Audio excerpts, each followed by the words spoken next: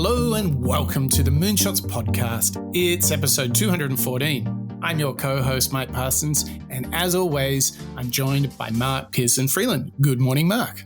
Good morning, Mike. Good morning, listeners and members. Boy, are we kicking off our brand new series with somebody who's pretty much a household name, Mike, and somebody who I know is going to bring some fascinating, insightful, and helpful tips into our lives, wouldn't you say? I would agree. I think she's absolutely cleaning it up. Very, very good. A good unscripted joke there. I like that a lot. So listeners and members, today we are kicking off a brand new series. This series will be on Japan. So you can imagine some serious life lessons coming through our next few shows. But in order to kick us off right and kick us off on the foundation of cleanliness and productivity is none other than Marie Kondo.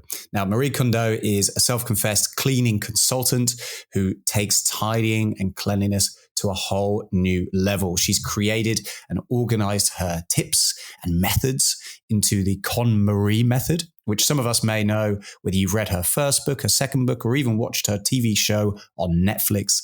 There's a lot of information and recommendations that Marie has made, not only publicly and across her books and television appearances, but also what you and I will dive into today on Moonshot Show 214.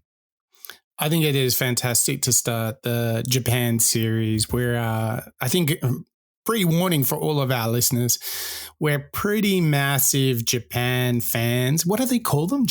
Japanophites? I don't know. We love all things Japanese, and we're going to be digging into Ikigai, Kaizen, but today it is all about Marie Kondo. Today it is all about creating order.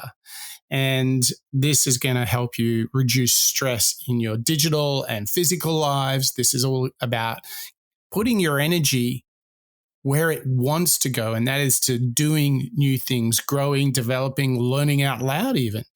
So let's get rid of the chaos. Let's not give in to this world where our inboxes and devices are full of digital goodies.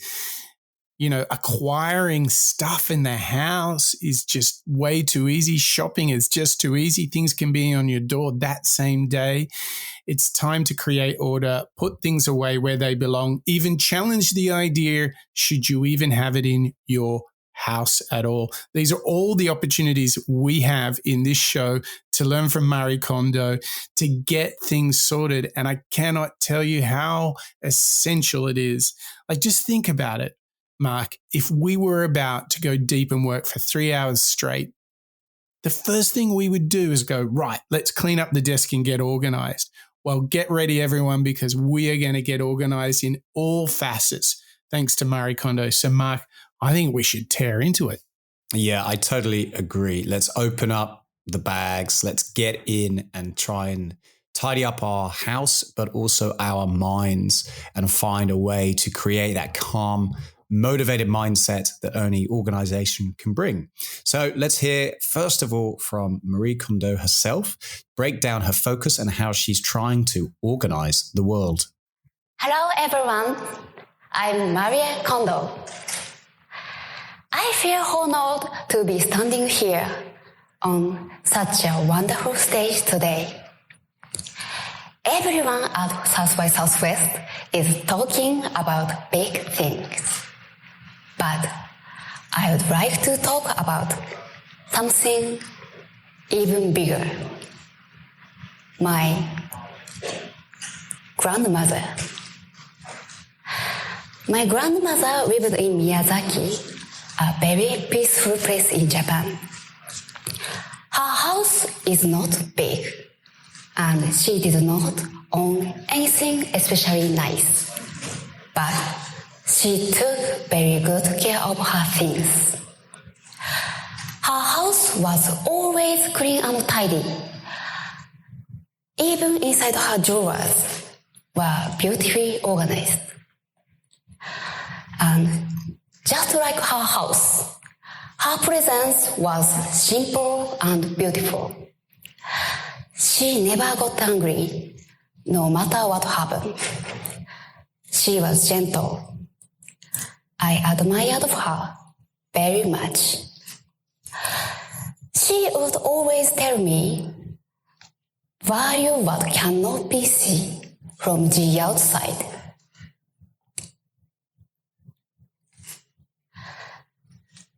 Normally, people can't see inside your house.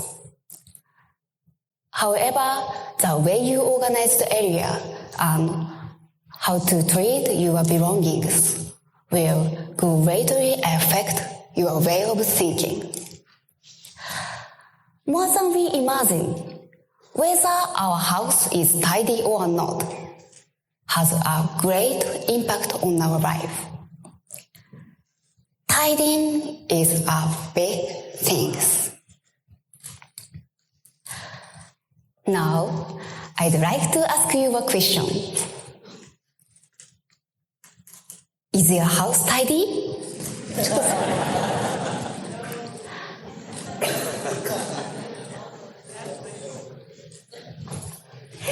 If your answer is no, don't worry. I can help you. Oh, Mark, what just how appropriate is it to hear from Marie Kondo as we start this? And I mean, how can you not love her? She is just smart. She's so gentle. Like, you just want to invite her over to your house and say, please help me clean up my life, Marie. Exactly. And I think what's great about hearing that intro from Marie Kondo is you're starting to see that passion that she really has towards this method and this system that we're going to be uncovering on today's show, Mike, isn't it? You know, she's really clearly enthusiastic about helping others, whether it's her family, her friends, or you and I, as well as our listeners, understand what are the correct processes and steps to go through in order to, identify what you do and don't want to keep, as well as just create a bit of order in your life. Because as Marie Kondo is calling out, her grandmother never got angry. That seems like a trait that I think we'd all want to try and emulate, Mike. So if we can find guidance, steps towards living a life that is motivated, productive, efficient, we stay on course with the tasks and the goals that we have, I think we owe it to ourselves to explore what those recommended methods and strategies are, because like we know from James Clear, it's 1% better every day.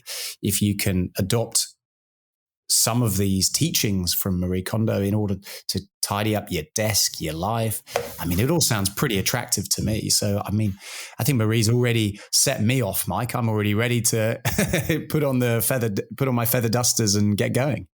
Well, I think that is only just the beginning. And I think the exciting thing that I think Marie Kondo gives us is some simple habits and tools. So James Clear would be very happy as well.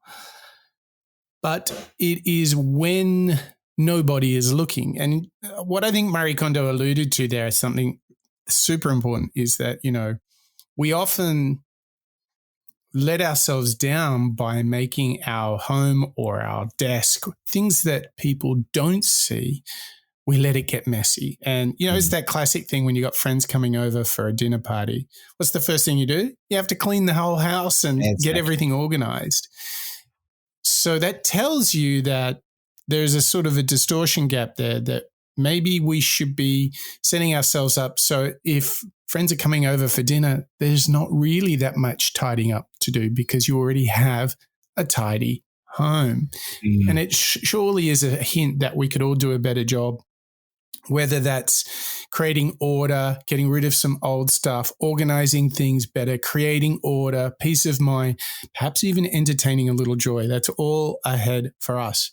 And if you need some extra joy in your life, I mean, the first place you got to start, Mark, would be, I don't know, let's say becoming a member of the Moonshots podcast. What think you?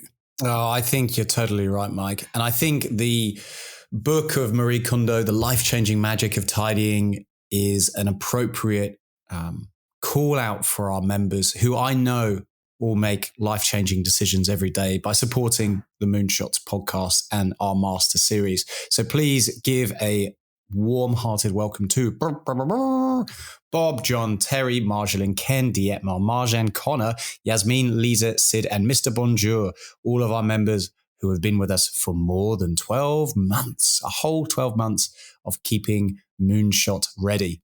But shortly on their tails include Paul and Berg, Kalman and David, Joe, Crystal, Ivo and Christian, Samuela, Kelly, Barbara and Andre, Matthew, Eric, Abby and Chris, Deborah, Lasse, Steve and Craig, Javi, Daniel, Andrew and Ravi.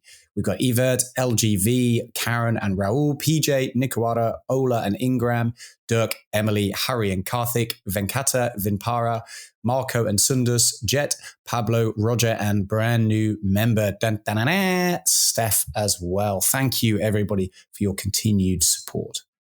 We're so grateful. You're helping us keep our lives in order, in check, particularly our Moonshots lives.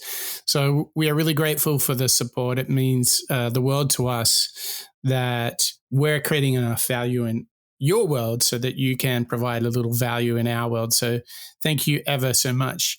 And I think if you were to ask yourself, where can we start in finding the value in the thinking, the ideas of Marie Kondo, where can we go to? I think it's, step number one is to get life organized, and in particular, looking at the space that you're in and how to think about that. So we have this great clip now, which is Marie and the television network ABC going in and really revealing to us how we can save time and space and helping others. A busy family of four, their two-bedroom home is chock full of baby clothes. Overflowing. And loads of hand-me-downs. I could clothe an entire small country. Some people say it takes a village. You could just raise a village. Exactly. How do you feel when you walk into your home right now? A little chaotic. A little stressed. Yeah, there might be a little anxiety. Are you ready to get rid of things? I am ready. We need to simplify. We need to simplify our things and therefore simplify our life. Good morning. Hi. I'm Mari. So they've turned to organizing guru Marie Kondo, the queen of clean. With her best-selling books and viral videos, Kondo has become the face of the much-hyped declutter movement, helping millions rid their homes of overflow by keeping only the items that spark joy. A professional cleaning consultant by trade with a 3-month waiting list, Kondo has become a folding phenom. Her unique method spurring viral videos that are irresistible, almost hypnotic. Here she is folding undies for New York Magazine, shirts for Vogue, her publisher out with a how-to video for all those folding feats. Fans obsessed with lighter living calling themselves #converts, sharing their declutter triumphs on Instagram and Twitter. And today, the Titan of Tidy is bringing some of that declutter magic to New York, helping the Friedmans finally find that balance they so desperately desire. Step 1, Marie begins her process by greeting the home, her way of letting the space know she's there to begin tidying up.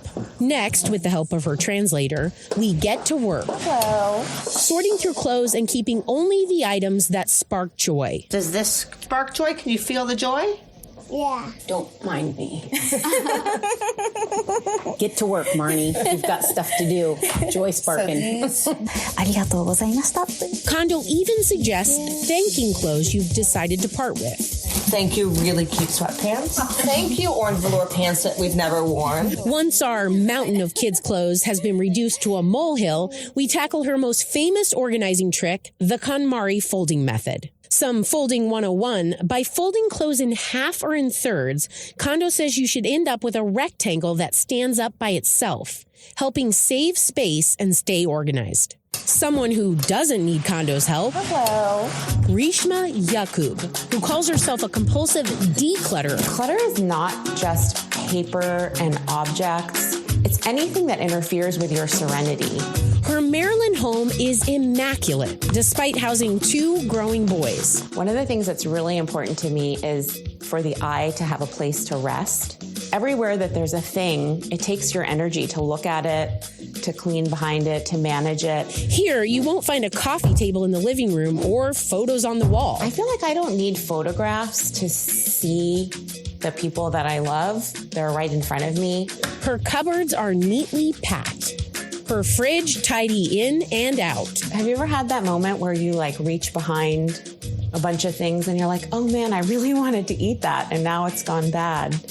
That just doesn't happen here. But in her son Zach's room, his trophies are displayed proudly, and one major compromise. If it was up to him, every wall in this house, in his room, would be covered. But we agreed that just one wall would have things on it. Whatever he wants can go on this wall. So he has put up whatever makes him happy right there. Your environment should be an expression of who you are. If somebody needs to live in an environment that is completely free of anything, then maybe that's what they need in order to think creatively, in order to get work done. Everybody is different. Reshma says her clutter-free style is all part of healthy living, getting rid of the material things so she can focus on what matters. I like to be able to look around my home and not be reminded of 50 things that I need to do. All the things that I need to do are written on a list where they belong. Sometimes all of our stuff can really drag us down and keep us weighted, and our brain functions better when our surroundings are neat and organized and filled with things that we can feel good about. Back at the Friedmans, our sorting, purging, and folding is finally done. Items placed neatly in drawers or closets. So how much easier is it with the standing up method? Yeah.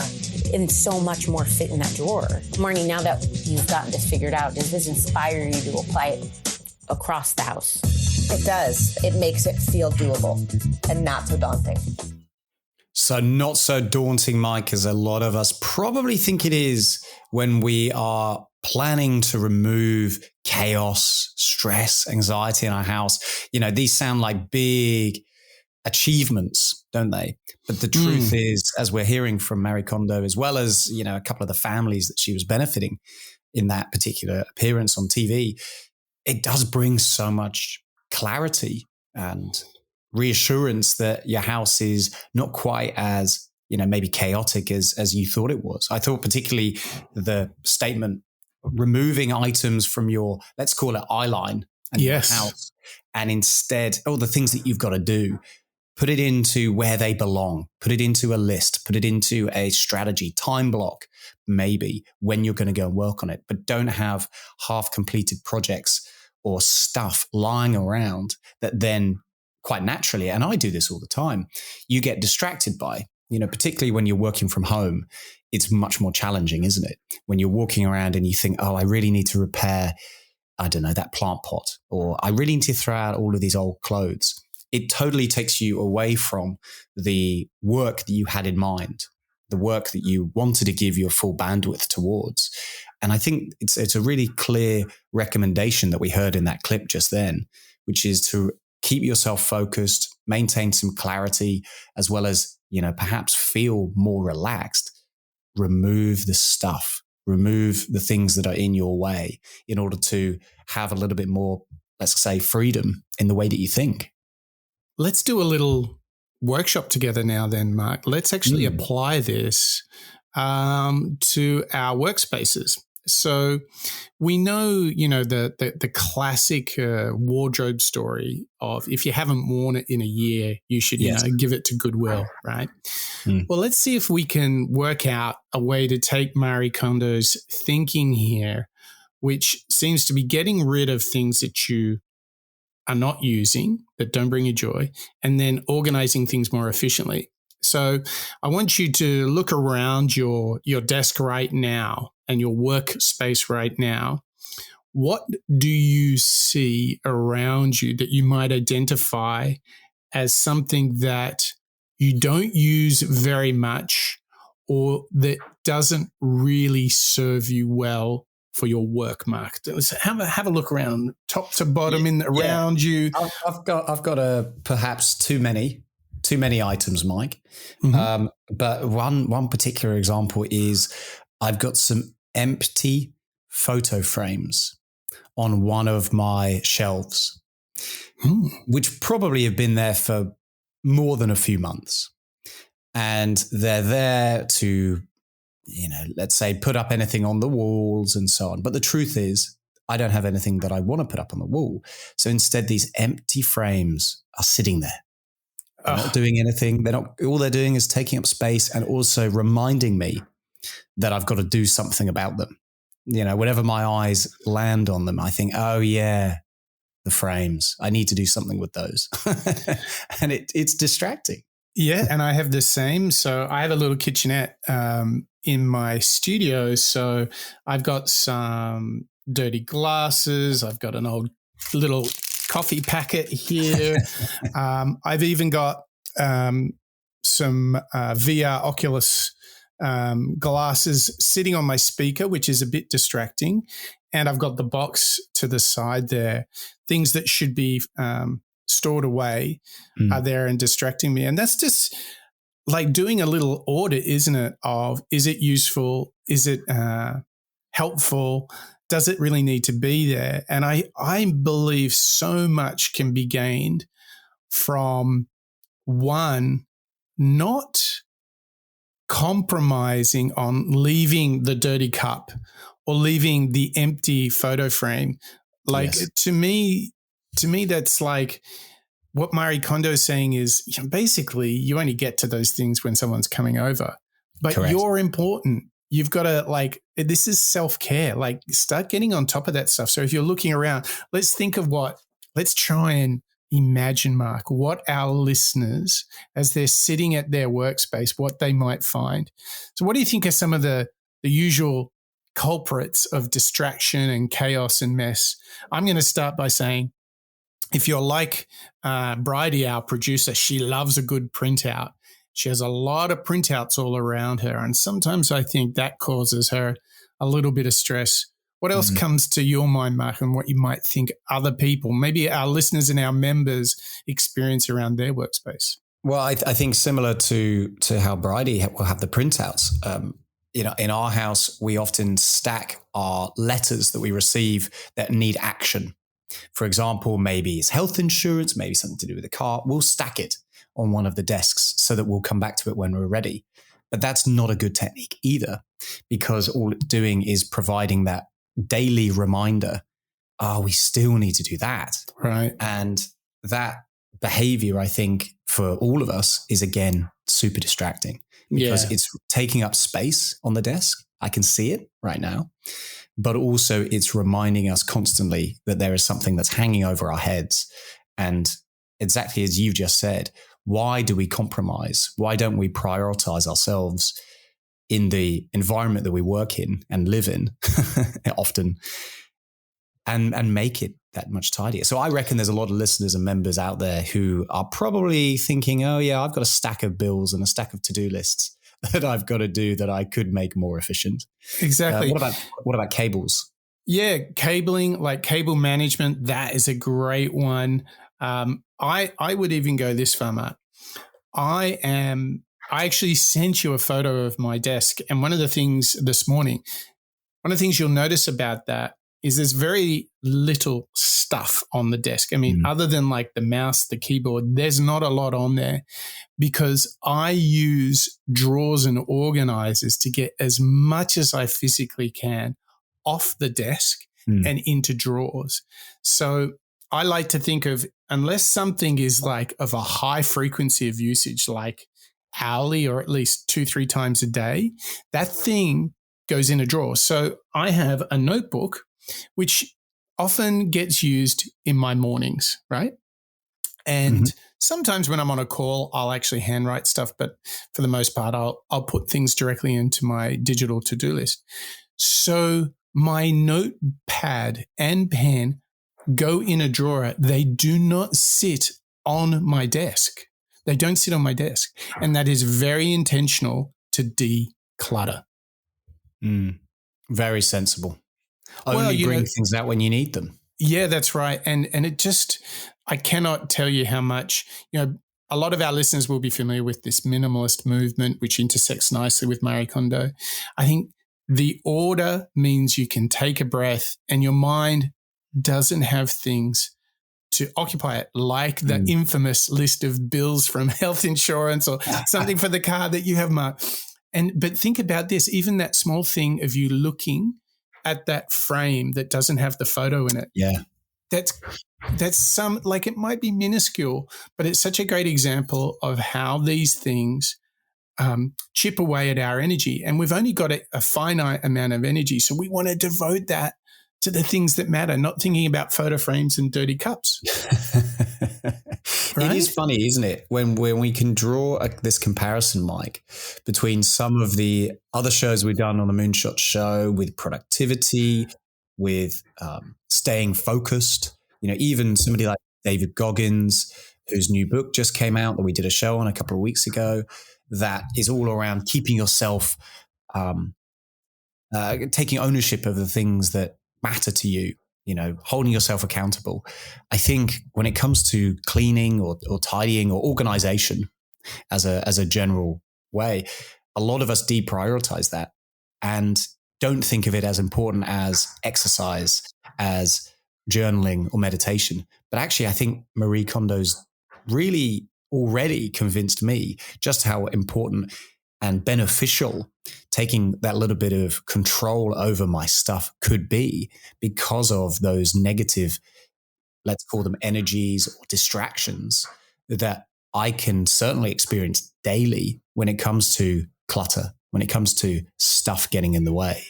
Yeah. And I think that's something that I've probably deprioritized unconsciously, or maybe consciously actually, because I don't enjoy the act of, let's say, organization or tidying, I should say.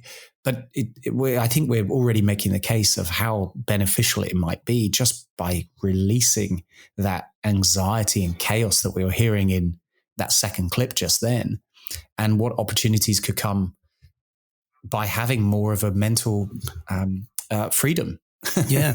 Totally. So just a quick reminder, if you're really getting into this, obviously head over to moonshots.io. You can get our show notes and links there, and you can also get access to all the back catalog. You can become a member. I mean, there's so many good things to do there. But the good thing that we're going to do right now is we're going to unlock the 5 big lessons from her book about the life-changing magic of tidying. So sit back, get ready to take it in. Here are the big 5 from Marie Kondo. Over the years, you've probably read countless books and articles on decluttering, getting organized, and living a more minimalist life. They've all helped in some way, but just like crash diets don't lead to lasting weight loss. The life-changing magic of tidying up is a different kind of self-help book. Here are 5 things why. 1. Why can't I keep my house in order? You'll learn that you're better off tidying in one fell swoop rather than tidying up a little and then rebounding. A complete decluttering session, rather than sorting and storing things halfway, is needed to change your mindset. 2. Finish discarding first.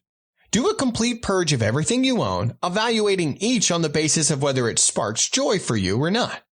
You have a relationship with every object you own, but if you don't need some of them in your life anymore, you can thank them for their service and get rid of them guilt-free. 3. Tidying by category works like magic. Instead of tidying by one room at a time, Kondo advises we tackle clutter by category instead, in the following order: clothes, books, papers, miscellany, and then things with sentimental value. 4. Storing your things to make your life shine. This section is about storing the stuff you do decide to keep with respect, in the best way to see and appreciate them. Lifehacker readers will probably be familiar with the advice to file your clothes. 5. The magic of tidying dramatically transforms your life. The goal is to be surrounded only by the things you love or need, and to be inspired by your professions rather than stressed out by them. Marie Kondo's book can help you in many ways. The one thing you'll hopefully get from this book is a desire to get rid of the things that don't make you happy. Mike, those are very practical, big tips right there. The thing that's standing out to me a lot is this idea of keeping things with respect. And I quite like this concept of applying a level of, respect and consideration with the stuff that's around me. in my office and in my life. For example, those photo frames, these now infamous photo frames. Do you know there are literally tens of thousands of people around the world that now know about this. So if that doesn't create the specter of accountability, Mark, I don't know what will. The first thing I'll have to do after we publish the show, Mike, will have to be going into my shelves and getting rid of those photo frames. But I like what Snapreads is doing for us there by calling out those big 5 lessons from Marie Kondo. The idea of keeping things with respect, i.e. respect your space, respect my space, what I've got around me. Is that item helpful? Is it beneficial? Is it inspiring me to do some good work? Because if it's not, then have enough respect for that item to move it out of the way, to get rid of it, give it to Goodwill, or put it away.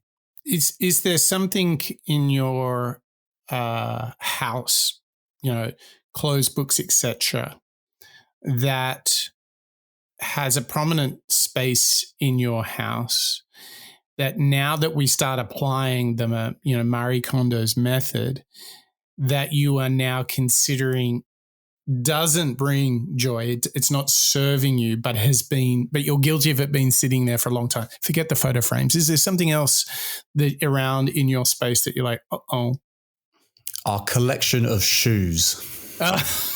How bad is it? Come on, how bad is it? It's bad. It's bad.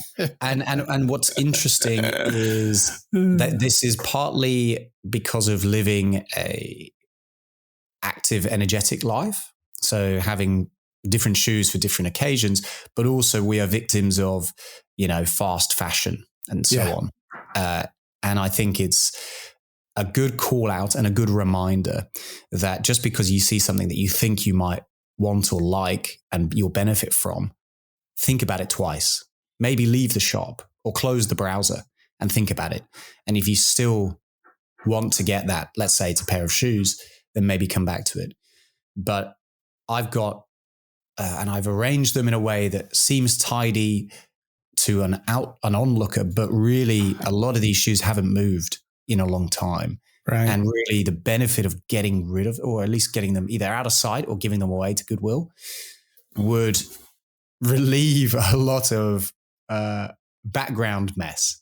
Yeah. Now, mess that we won't necessarily interact with too much. We're not tripping over them. They're in a part of the house that, is out of the way. But the thing is, they're still in sight. And I think that is the call out that we heard in one of our earlier clips around letting your eyes rest and letting your eyes be inspired. And if you've got stuff and clutter, and shoes is a very, I assume, a very substantial thing that a lot of us struggle with, you're getting distracted by them. It's almost as bad as getting constant notifications on your phone, isn't it? What a great analogy. That's such a great metaphor for what it is, Mark. I think you're absolutely right. I think if you put on your pragmatic hat, I think the big aha she's offering us in the tidy up is the first of all, get rid of the old stuff. Do it in categories rather than rooms, and don't start improving and reorganizing until you've done those things. I just kind of would have mashed it all up together, wouldn't you? Yes, absolutely. I would come at it like a bulldozer.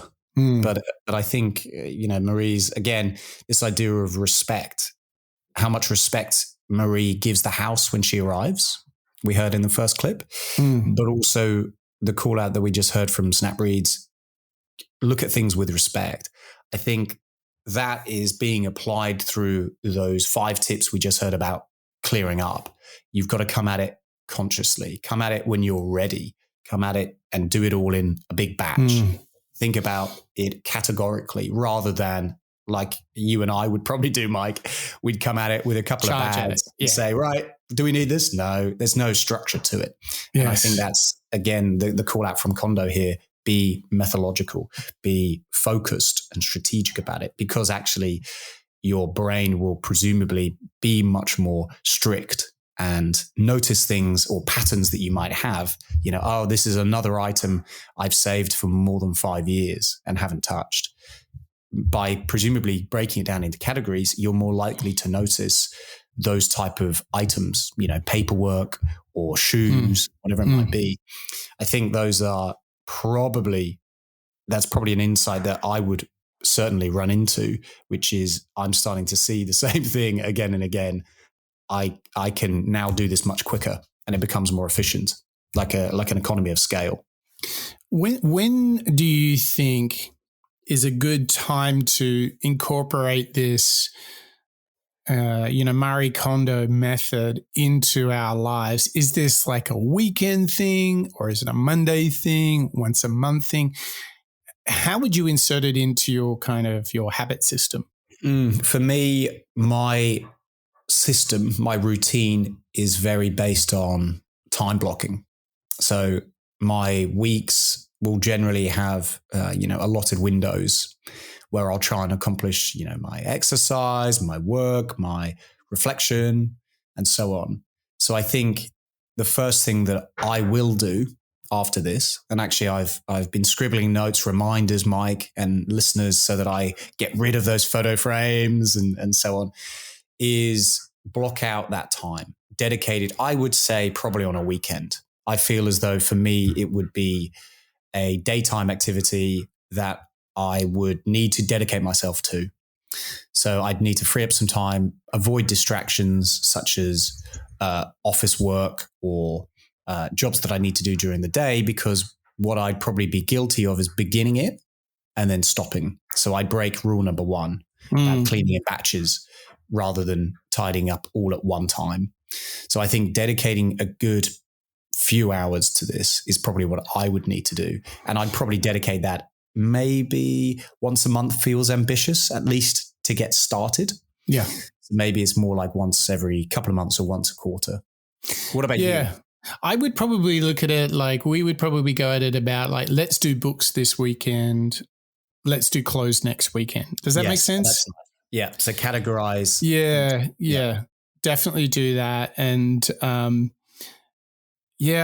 wonder about the turn of season, whether that kind of might be a time where you force a little audit upon yourself. I think the big thing here is just not getting comfortable with the chaos and letting it slowly chip away at you. It's really about getting on top of it and, not only creating a great setup for your personal life, but also for your professional life. And the great news is that we've got now some thinking from Marie Kondo around creating a home workspace, which, 5 years ago, many of us were not even thinking about this. So let's dig into how you can create a home workspace. A lot of the journeys that I've had as an organizing tidying consultant has been in a very physical process, but I do feel that the non-physical is just as important. Now that we're sharing our space for so long, I think it's important that we're aware of each family member's partner's work schedule for the day so that we can complement each other, support each other, and align our priorities. It's something that I do with my husband as well. We like to take out a sketchbook and really write out what our priorities are, what our goals are. Right now, we're in the process of trying to make our environment spark the most joy as possible, given the situation. So I think thinking about how we spend our time is an important aspect of tidying. One of the things that I recommend, especially when you're working in the same place that you're also living, is all about mindset. I like to have a ritual, whether it's meditation or chiming my tuning fork, that really allows me to kind of shift gear in my mind and let my body know that I am entering work mode. I think it's so important that we have a sense of calm in our hearts, especially now. So at the end of the day, try to appreciate what you did accomplish rather than what you failed to accomplish. I think ending each day with that feeling of gratitude contributes to a positive outlook for the next day. Oh, Mike, with the help of Marie's translator, we're really hearing some key moonshot insights in that clip, aren't we? Really great. Go on. What you see here is she's really explaining the new paradigm that we're living within, where there's a lot more work from home, where personal and professional are all blending together. So we got to work on it, don't we, Mark? Yeah, taking that ownership is something that we've run into on the show a lot. And we're hearing again, this time from Marie Kondo, the importance of setting goals, staying focused on the task or the tasks that you've got in mind, as well as the power of, allocating time in order to go out and do those goals.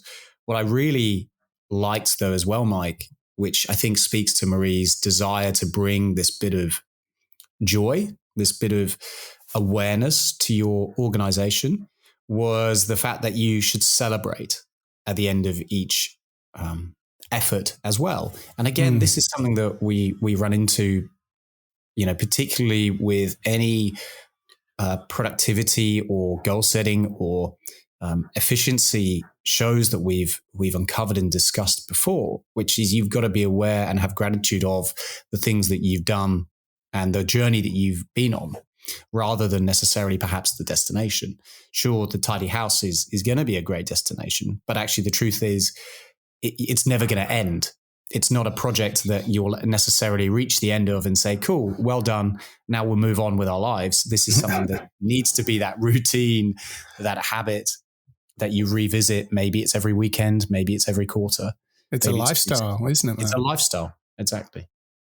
The interesting thing to build upon all of that is you start to see that creating these frames of reference of tidy, organized, allow you to be calm, thoughtful, more collaborative with your partner. You hear Marie Kondo talking about how she works with her husband. This applies to a lot of us with family, friends, people we live with, people we work with. When you are on top of things, when you have time and space, you can be very present. I mean, I almost go to the Eckhart Tolle, like you can be enjoying the power of the now because there's not all of these things stealing your attention, pulling you left and right, be it in the digital workspace. Nothing like do not disturb, greatest invention ever, if you ask me. Same thing for your home. So the parallels are very powerful there. And, joy is at the end of it. I think what brought you and I some joy, Mark, was we love it when our listeners and members send us feedback. You can do so via email at hello@moonshots.io. You can chat at the Patreon members area, or you can leave a review at the Apple Podcast app. And Mark, did we get a cracker just recently? We got an absolutely amazing review from a brand new favorite of ours who has a pretty impressive username, Mike, from Daily Doughboy, who recently got into a brand new job and role at work, specifically in the construction and engineering space, and was looking to learn a little bit more about Frank Lloyd Wright, a very famous American architect. And what was great for Daily Doughboy is stumbling upon one of our episodes within the past catalog. And we're really pleased, Daily Doughboy, not only for you to check out one of our previous shows, and we're so glad that you shared it and recommended it to your friends, but also that you took the time to go into Apple Podcasts and leave us a rating as well as a review, because what's fantastic for us is to, remember some of these shows that we've gone on in the past, but also it's great to see that we're getting such listeners from around the world, getting in touch and also enjoying the show, no matter what year that they were recorded in. Absolutely. I mean, what is an important note here for all our listeners and members is that show was done in 2019, and you have the capacity to head over to moonshots.io and go through the entire backlog of 200 plus podcasts. I think we're up to like 19 master series.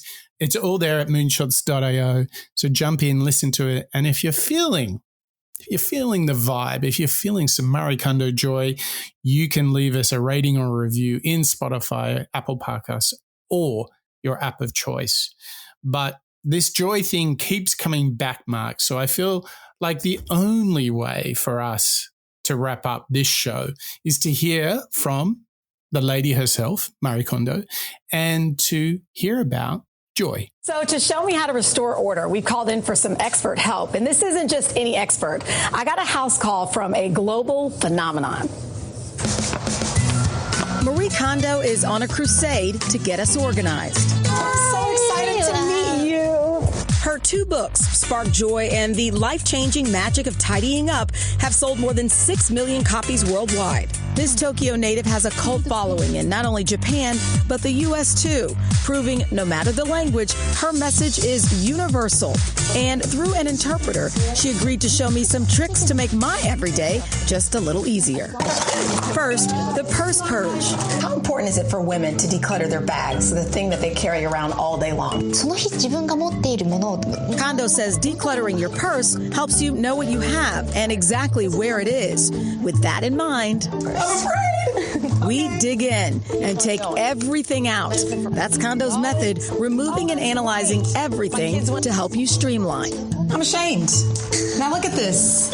This is what I'm carrying around every day. She says sort through and only keep the things you need every day. Within minutes, my bag went from a messy catch-all to an orderly tote. It actually closes. Next, she gave us a clinic on the right way to fold our clothes. YouTube videos of her folding have been viewed more than 2 million times. Kondo says she puts love into her palms as she folds. What is the thought behind putting love into your clothes and the joy and the happiness part of all of this? Organizing, she says, is all about taking care of your things and only surrounding yourself with things that spark joy in you, things that make you happy.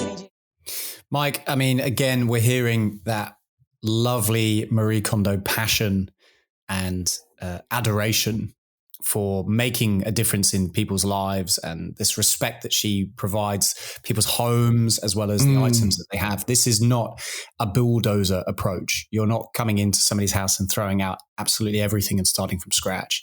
And I think that's one of the key things that I've learned while digging into Marie Kondo. It's the consideration and the conscious effort that I think she applies and is asking us to apply to everything that we own. It reminds me, Mike, of the work or the strategy or the approach that we would do when approaching a project or anything at work.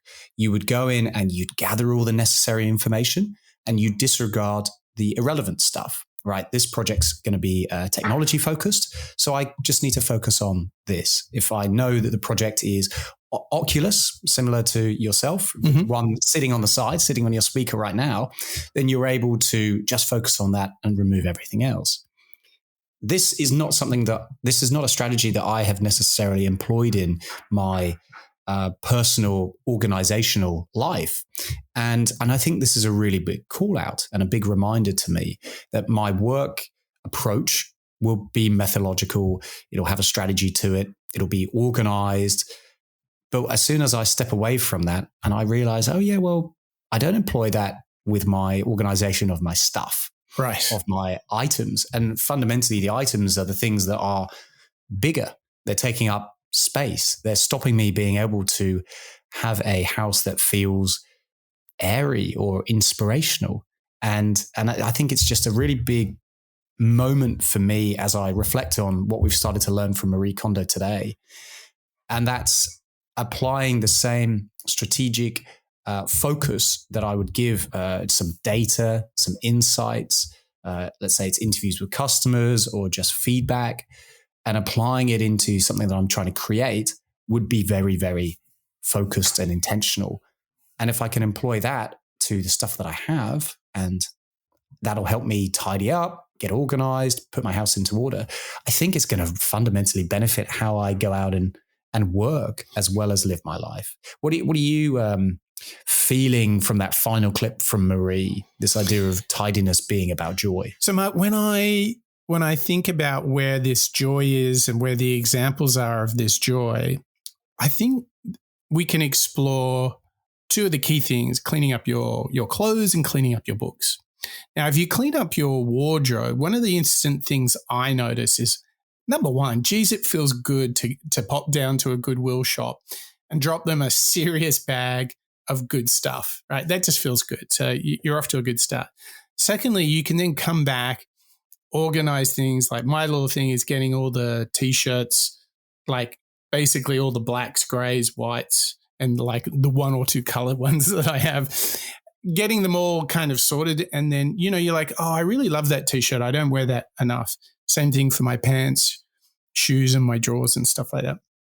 I think that the reason that I get a lot of joy from that is beyond the organizational thing, is it enables me to get more in touch with the clothes that I want to wear, which I feel are a real expression of the person that I'm trying to be, the mood that I'm feeling.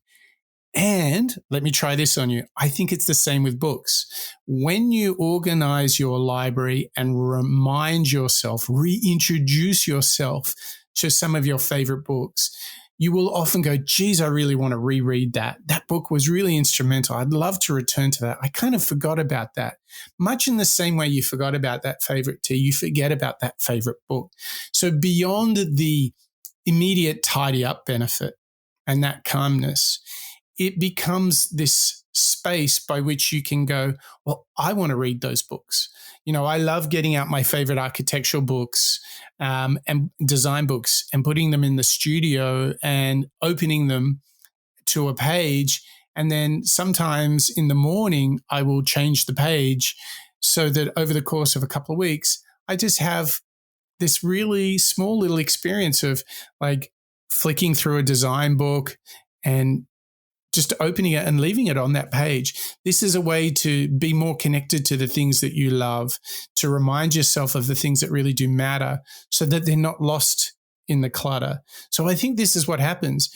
Like when you do Marie Kondo your library and your clothes, you can reintroduce yourself to the clothes that you love and look the way you want to look, which makes you more confident. And in the same way with books, you can return to the books that really matter to you, that excite you, that you feel that contribute to your imagination. To me, that's really the upside of everything Marie Kondo is talking about. Yeah. Yeah, I totally agree. And I think you've just made a really good case, Mike, for a consideration, which is to say that Marie Kondo is not necessarily calling us out to say, stop buying stuff. She's not saying live a minimalist life necessarily. Obviously, everybody is different. But instead, use your items, the things, your possessions to help inspire you and live that life that is valuable and enjoyable. And I think the example you just gave with the coffee table book, the design, is a perfect one. If you've got those items, what generally happens, you might put them away, you'll forget about them. But using them to inspire you, which is probably why you bought it in the first place, is exactly the benefit that you're starting to see there, which I really like.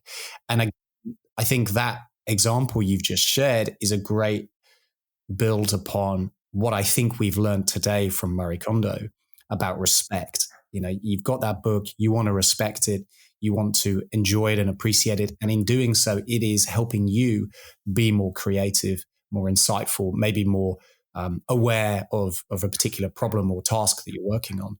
And I think that's a really, really important one. Whereas conversely, Mike, on the other side of the mic in my house, I've got things that are probably taking up too much space that I could remove. And I'm doing them a disservice by, not using them. And instead, what I need to do is to either find a function or tidy away or give away. And I think that's really a stark change of direction versus what I think I might have assumed about this topic of bringing structure to my possessions, and instead applying and understanding the value of this level of organization. I think it's really captured me, actually, Mike. Well, I am delighted to hear that because I feel like I'm going back to tidy school again with you and all our listeners and members. I would usually ask yourself, the one topic that's going to get your consideration, but I know it's your empty photo frames. So I don't need to ask what's happening next. I just know, but I am with you. It has been fantastic to delve into the world of Marie Kondo to kick off our Japan series. It has truly been great to do it with you, Mark. And it has also been wonderful to do it with you, our members and listeners. So thank you to you. And this has really been just the start of something really fantastic here on show 214, Marie Kondo, the life-changing magic of tidying up. And I think that's not an overstatement at all. We started the show with Marie Kondo introducing herself and her mission to organize the world. Watch out, Google. Marie Kondo also revealed there are some simple ways to remove chaos, stress, and anxiety from our space. In fact, one of the really interesting things that we learned, one of the 5 lessons, was to discard before you start the tidy. Another one was to respect your workplace. And by doing that, you're respecting yourself. Do those things, and Marie Kondo tells us there is a path of joy ahead of us. We know that because when we learn out loud together, we really push ourselves to be the best version of ourselves. And in doing that hard work, in knowing that we're giving our all to the habits that matter, to do the things that matter, we know for sure that there will be joy there, not only with Marie Kondo, but here on the Moonshots podcast. Okay, that's a wrap.